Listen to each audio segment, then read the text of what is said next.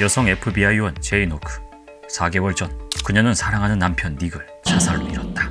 저녁을 만들던 중 화장실에 간 남편이 돌아오지 않아 가보니 그는 변기 위에 앉아 온몸에 피를 흘리며 죽어 있었다.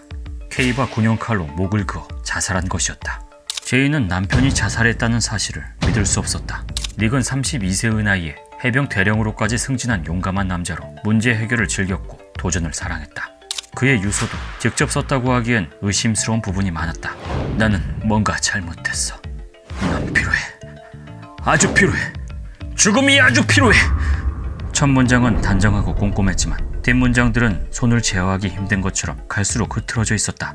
제인은 자살로 가족을 잃은 사람들을 찾아다니며 남편의 자살과 이들 사건에 공통점이 있는지 조사하기 시작했다. 그중 한 명은 최근 남편을 잃은 기네스 램버트였다. 기네스의 남편 고드는 그녀가 슈퍼마켓에 간 동안 샷건을 들고 집 근처 호숫가로 내려갔다. 그러고는 물가에 앉아 자신의 입에 총을 쏴서 자살했다. 유서도 문자 메시지도 음성 메시지도 남기지 않았다. 최소한 6명이 현장을 목격했고 타살의 가능성은 없었다. 하지만 자살이라고 하기에는 추상적인 구석이 많았다. 기네스에 따르면 고드는 평소 낙관주의자였고 어떤 일이 있어도 희망을 놓지 않는 사람이었다. 제인은 기네스에게 최근 미국 전역에서 자살률이 평균치보다 증가했다는 사실, 그리고 자살자들이 평소 경제적, 감정적 문제가 전혀 없었으며 자살 위험군의 일반적인 특징에 부합하지 않는다는 사실을 알려주었다. 기네스는 남편의 죽음이 자살이 아닐 가능성이 있다는 사실을 깨닫고 그녀의 수사에 깊은 관심을 보였다. 그녀는 이어지는 제인의 질문에 정성껏 대답했다. 그렇게 한참 이야기를 나눈 후 제인은 잠시 화장실을 가기 위해 자리에서 일어났다. 세면대에서 손을 씻으며 잠시 생각에 빠져있던 제인이 욕실을 나오는 순간 위층에서 총성 한 방이 울려 퍼졌다.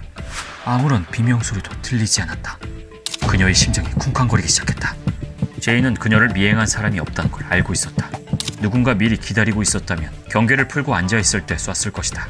혼란스러움을 느끼며 제인은 권총을 두 손에 쥐고 천천히 계단을 올라갔다.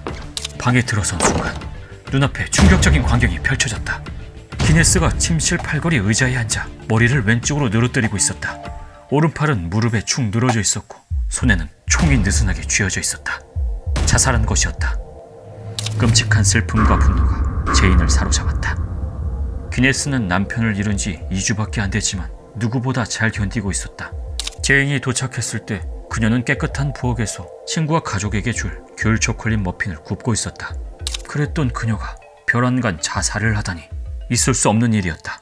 도무지 이해할 수 없는 의문의 자살 사건들. 이들은 정말 자살을 한 것일까? 아니면 자살을 빙자한 다른 무언가가 이 사건들 뒤에 도사리고 있는 것일까? 원인을 알 수 없는 미스터리한 자살 사건들과 이를 둘러싼 비밀을 파헤치는 FBI 요원. 제인은 과연 이 수수께끼의 진실을 밝힐 수 있을까? 사이코, 와처스 등을 탄생시킨 미국의 초대형 베스트셀러 작가이자 장르 문학계의 비틀즈라고 불리는 세계 최고의 추리소설 작가, 서스펜스 스릴러의 제왕 딘 쿤츠의 최신작 사일런트 코너, 딘 쿤츠 장편소설 북로드.